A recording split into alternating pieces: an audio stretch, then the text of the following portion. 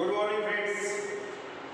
हम क्लास 9 में subject science and technology chapter 10 is law of motions, इसी chapter को कंटिन्यू करने जा रहे हैं। उसमें देखेंगे Newton second law of motion. ठीक है, अब ask your friend to draw one plastic ball and one other rubber ball, and this ball is catched by you. आपके एक मित्र ने कैसे कहा, एक प्लास्टिक का बॉल और एक रबर बॉल कुछ हाइट से ड्रॉप किया, छोड़ा उसको, और उसको कैच करने के लिए कहा जाएगा। तो which ball is easier to catch? ठीक है, कौन सा बॉल आपको कैच करने में सरल होगा और क्यों? ठीक है, अभी यहां तक इस बात को समझ। उसके बाद में दूसरी एक एक्टिविटी है, you catch, ask your friend to throw the ball with low speed या स्मॉल इजी स्पीड में या स्लो स्पीड में कोई बॉल थ्रो किया। Ask your friend to throw the ball toward you in slow speed, and this ball is again thrown by your friend toward you with high speed. तो which ball you can catch easily? Natural है। पहले examples में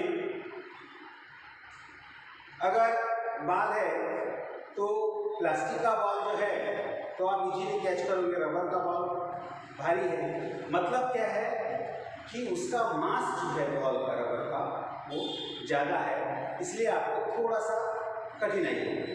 और दूसरे ball में क्या होगा कि वही बॉल आपको एक धीरे से फेंके और उसको आप उसको इजीली कैच करोगे। ठीक है, लेकिन वही बॉल को हाई स्पीड से आज फेंक रहे हैं तो क्या होगा, वो तकलीफ वाला काम हो सकता है, तुम्हारा थोड़ा रुक जाए, है ना।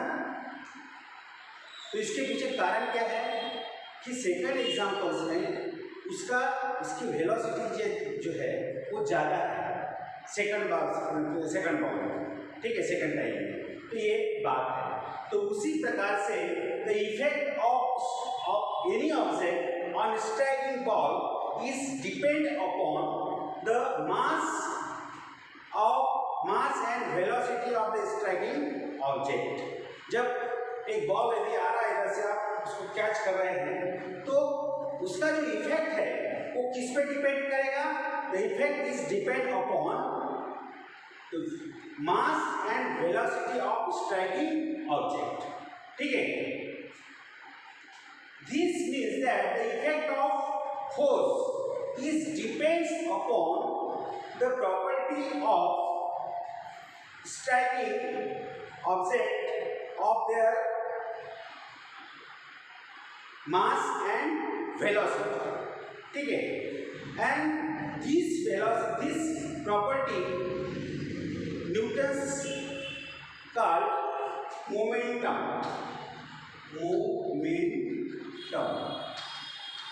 उसी को न्यूटन से क्या कहा गया है, उस प्रॉपर्टी को मोमेंटम कहा गया है। ठीक है, जैसे अगर इफेक्ट जो है स्ट्राइकिंग बॉल का वो किस पे डिपेंड करेगा? उसके मास पे और वेलोसिटी। ठीक है, तो जब उसके ऊपर force, the effect of force is the properties related to their mass and velocity, और इस प्रॉपर्टी को न्यूटन ने कहा कि क्या नाम दिया है? मोमेंटम। ठीक है, तो मोमेंटम क्या है? Momentum is denoted by p। Momentum is the product of momentum is equal to mass into velocity। Momentum is the product of mass and velocity। ठीक है, अब और मोमेंटम जो है ये वेक्टर क्वांटिटी है। ठीक है, the rate of change of momentum is proportional to applied force.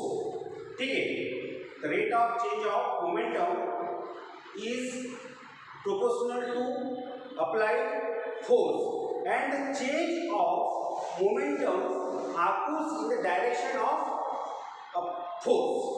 ठीक है, that is the Newton's second law।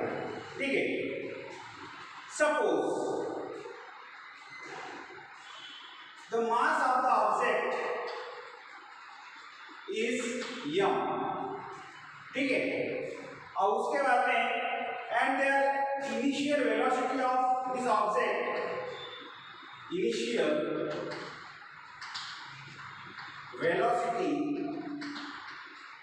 Is u and after time t,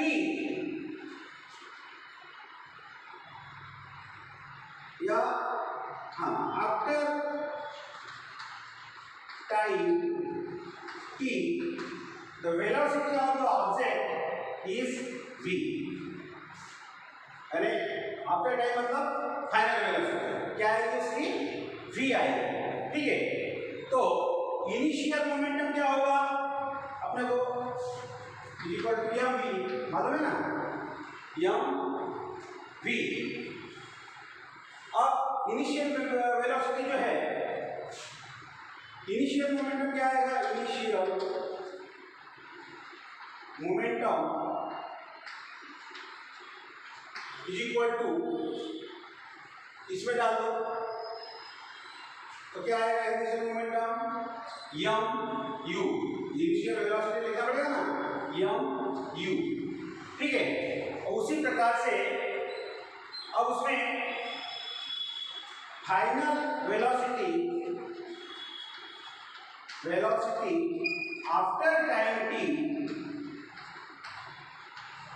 t is equal to क्या आएगा?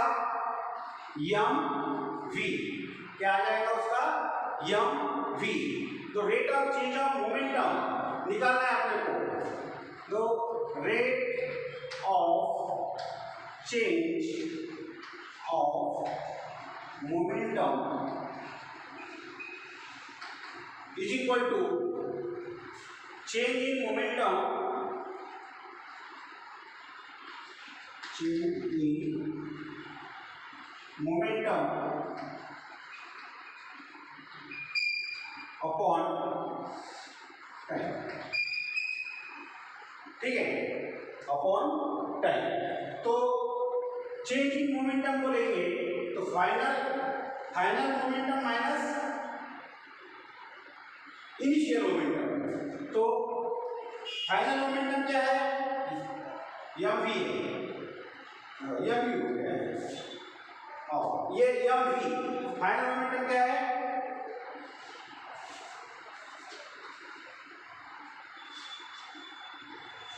M v. और initial momentum क्या आ गया इसका? M u. ठीक है, upon time t is equal to, अब यहां से एम दोनों में है तो एम निकल जाएगा कॉमन, तो v minus u upon t. तो अपने को मालूम है, थोड़ा इधर देखते हैं, अपने को मालूम है कि ये बराबर v minus u upon t. तो निकल गया v minus u upon t. तो यहां पर क्या आ जाएगा? बराबर यम ये। ठीक है, तो rate of change of momentum क्या बन गया? क्या आ गया अपना? यम ये।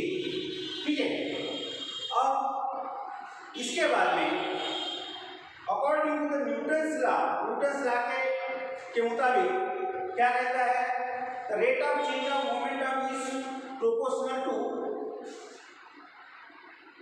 Applied force.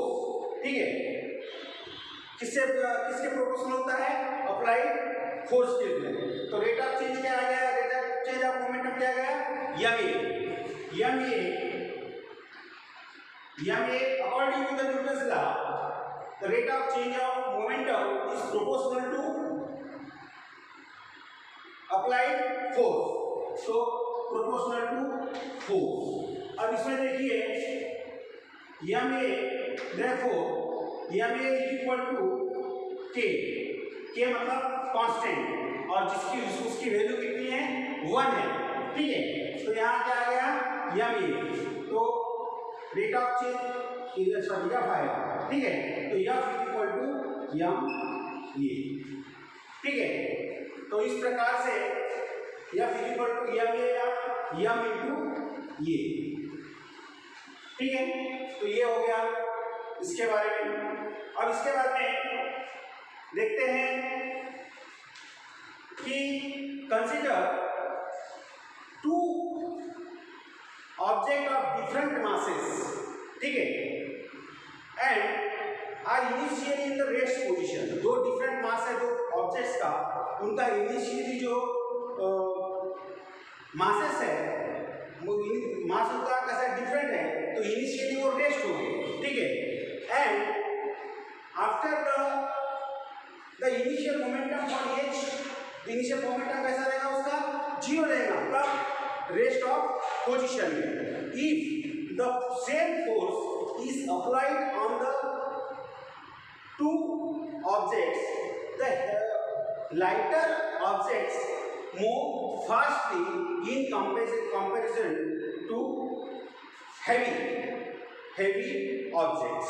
जो लाइटर ऑब्जेक्ट है, हल्का ऑब्जेक्ट जो होगा वो ज्यादा स्पीड से मूव होगा, लेकिन जो हेवी होगा, जिसका मास ज्यादा है, वो कैसा होगा, वो उसकी स्पीड कैसी रहेगी, कम रहेगी। ठीक है, तो कहने का मतलब ये है कि ये आपको ये मालूम है, ठीक है, lighter objects moving faster than the heavier object. However from the above formula, लेकिन we know that rate of change of momentum, यानी जब उसके ऊपर फोर्स हमने अप्लाई किए हैं, तो if the same force is applied on the different object, the change of momentum is same। दोनों में जो मोमेंटम जो चेंज होगा वो कैसा होगा, चेंज होगा, क्योंकि उसमें हमने सेम फोर्स अप्लाई किया। इफेक्ट अलग बात है। ठीक है, मूविंग जो लाइटर होगा वो ज़्यादा मूव करेगा, लेकिन हेवियर कम स्पीड से कम फास्ट नहीं करेगा, फास्ट मूविंग नहीं करेगा, लेकिन उसका मोमेंटम जो होगा दोनों का वो सेम होगा according to the Newton's second law of motion. ठीक है, अब हमें यहाँ पर एक चीज थोड़ा शॉर्ट में इसको समझ लेते हैं, सेकंड लॉ को। सेकंड लॉ में हमने पढ़े, क्या पढ़े, the effect of objects depends upon the effect of striking objects depends upon mass and velocity of the object। जो हमने आपको इसको पहले एग्जांपल्स दिए थे। ठीक है, एक थोड़ा भारी वाला जिसका मास ज़्यादा है वो, और दूसरा हाई स्पीड से आपको तरफ बाल थ्रो किए थे वो। ठीक है, और एक कम स्पीड में थ्रो किए थे वो। ठीक है, अब उसके बाद में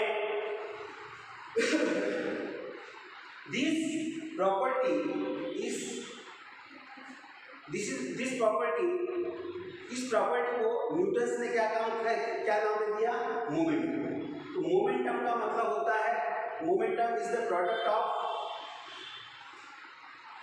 मास एंड वेलोसिटी। ठीक है, अब उसके बाद में हमने एक एग्जांपल दिया, ऑब्जेक्ट्स को मास का नाम दिया, उसकी इनिशियल वेलोसिटी u दी है, और आफ्टर टाइम t उसकी वेलोसिटी v हो जाती है। ठीक है, तो इनिशियल मोमेंटम क्या आ गया उसका, mu, final velocity after time t क्या आ गया mv।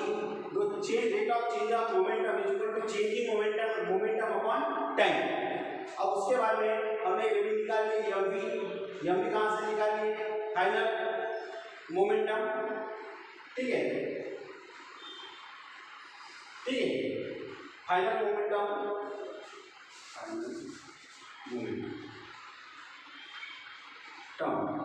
क्या निकल गया mv, और इनिशियल मोमेंटम क्या निकला mu, और फिर यहाँ से हम कॉमन निकाल लिए या तो अपने को मालूम है ये is equal to v minus u upon t, तो v minus u upon t, तो इसमें वैल्यू पुट अप किया तो क्या निकल गया m, ठीक है। अब m according to the Newton's law क्या कहता है the rate of change of momentum, ये rate of change of momentum है, ठीक है, is directly proportional to applied force. तो डायरेक्टली प्रोपोर्शनल किए अप्लाइड फोर्स किए, तो इस प्रकार से ये बन गया। यहाँ पे इक्वल टू करने के लिए k कांस्टेंट रखें जिसकी वैल्यू कितनी है 1 है, तो f equal to m into ये बन गया, ठीक है। तो ये हो गया तुम्हारा second law of Newton, second law of motion. फिर उसके बाद में एक एग्जांपल दिए कि दो डिफरेंट मासेस है ऑब्जेक्ट्स के, ठीक है, उनके ऊपर हमने सेम फोर्स अप्लाइड किए, तो क्या होगा कि जो हेवियर लाइटर ऑब्जेक्ट जो होगा वो ज़्यादा फास्ट मूविंग होगा या जल्दी मूविंग होगा और in comparison to heavy object, ठीक है। ये ऐसा होते हुए भी अप्लाइड फोर्स इफेक्ट तो हमने को ये दिखा, लेकिन उसके बाद में फोर्स उसके ऊपर जब अप्लाई करते हैं तो उसका मोमेंटम कैसा होता है सेम होता है, ठीक है।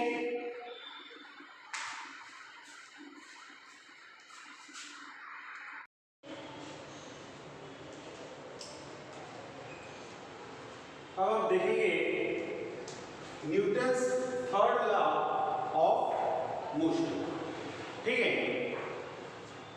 अब इसके बाद में इसके लिए एक एक्टिविटी है, take a plastic board and hold its rear end. एक बोर्ड लिए और उसके पीछे के बाजू में एक होल कर दिए and inflate the balloon and fit this balloon on the hole of boat, plastic boat में, ठीक है। And these boats are release into water. What happened, जैसे जैसे उसकी बोट की हवा निकलते जाएगी वैसे वैसे बोट को आगे बढ़ते जाएगी, ठीक है। अब इसके बाद में हमें देखेंगे in case of Newton's first and second law we are study force and effect of force के बारे में, ठीक है।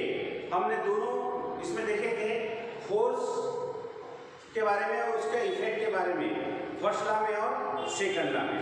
लेकिन the effect of force is not alone,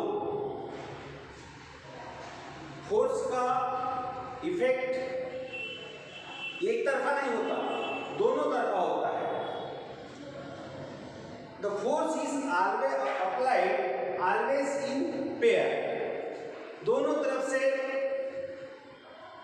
force applied होता है, ठीक है। अभी जैसे अगर क्रिकेट में जब बॉल आता है तब बैटिंग करते हैं, ठीक है, तो जिस प्रकार से वो भी बॉल भी फोर्स के साथ आएगा, वो भी फोर्स मारेगा किसके बैट के ऊपर, तो बैट भी उसको फोर्स मारेगा, ठीक है। तो कहने का मतलब है force is applied in pair में फोर्स का एप्लीकेशन होता है। When objects applies one object applied the force on the another object simultaneously, the another object is also applied the force on the former objects, ठीक है। अगर एक force यदि हम किसी के ऊपर अप्लाई करते हैं तो जो पहला जो फोर्स है या पहला जो ऑब्जेक्ट है वो तो दूसरे के ऊपर फोर्स अप्लाई करेगा, उतना उसका ही फोर्स दूसरा वाला जो है ऑब्जेक्ट वो भी उसके ऊपर अप्लाई करेगा। तो force is the reciprocal action between the two object. Force is the reciprocal action between two objects. ठीक है, एक ऑब्जेक्ट पे अगर फोर्स अप्लाई करते हैं, ठीक है, बाय द वे मैं भी आपको एक एग्जांपल दिया, जैसे बॉल क्रिकेटर की जब बैटिंग करते हैं तो बॉल का पहले बॉल जो है वो बैट्स के ऊपर फोर्स अप्लाई करेगा, तो बैट भी उसके ऊपर फोर्स अप्लाई करेगा। ठीक है, तो इसका मतलब यह है the forces is always applied in pairs, जोड़ी में फोर्स का एप्लीकेशन होता है। ठीक है, दूसरी बात, the forces between two objects are equal and opposite. Force जो अप्लाइड होता है वो इक्वल होता है और अपोजिट होता है। ठीक है, तो उसी प्रकार से अगर फोर्स जो है फार्मर, मान के चलो फार्मर जो ऑब्जेक्ट है उसने अगर फोर्स अप्लाई किया किसके ऊपर, दूसरे ऑब्जेक्ट के ऊपर, तो उसको कहेंगे एक्शन। और जो दूसरा वाला जो ऑब्जेक्ट अगर उसके ऊपर फार्मर ऑब्जेक्ट के ऊपर फोर्स अप्लाई करता है उसको बोलते हैं रिएक्शन फोर्स। ठीक है, इसको क्या बोलेंगे, रिएक्शन फोर्स। तो every action force has equal and opposite reaction force which acts simultaneously. यानी फोर्स जो है दोनों तरफ से होता है, फोर्स दोनों का इक्वल होता है लेकिन वो अपोजिट होता है। ठीक है, यहाँ पे action and reactions are term that express force. Action और रिएक्शंस ये इसको एक्सप्रेस करता है। दूसरी बात है the forces act in pairs, one force can not exist by itself. Action and reaction force act simultaneously. Action भी होंगे तो रिएक्शन भी होगा। ठीक है, अगर बाय द वे किसी ने किसी के गाल पे एक छापड़ मार दिया तो ये फोर्स अप्लाई किया फार्मर ने, उतना ही फोर्स तुम्हारे गाल के द्वारा इसके ऊपर अप्लाई होगा। ठीक है, तो action of force is reciprocal and pair. और वो कैसा होता है, फोर्स दोनों तरफ से इक्वल होता है बट अपोजिट में होता है। ठीक है, तो पहले वाला जो फोर्स पहले वाला ऑब्जेक्ट दूसरे के ऊपर यदि फोर्स अप्लाई करता है तो उसको एक्शन कहते हैं, और दूसरा वाला पहले के ऊपर यदि फोर्स अप्लाई करता है उसको बोलते हैं रिएक्शन फोर्स। ठीक है, the action and reaction forces act on different object, they do not act on the same object and hence they can not cancel each other. The effect, दोनों का effect एक दूसरे को कैंसल नहीं कर सकते। ठीक है, इसके एग्जांपल्स है, अभी आपको एक बोट का दिया। अब बंदूक की गोली जो से है, जब वो सैनिक बंदूक लगाता है या गोली चलाता है तो जैसे गोली तो आगे भागती है बंदूक से, लेकिन बंदूक भी पीछे होती है, मतलब गोली का भी उसके ऊपर फोर्स होता है। ठीक है, तो दोनों का एक्शन और रिएक्शन फोर्स अप्लाई होता है। Mechanism of firing of rocket ये एग्जांपल्स है। ठीक है, तो ये हो गया हमारा Newton's third law of motion.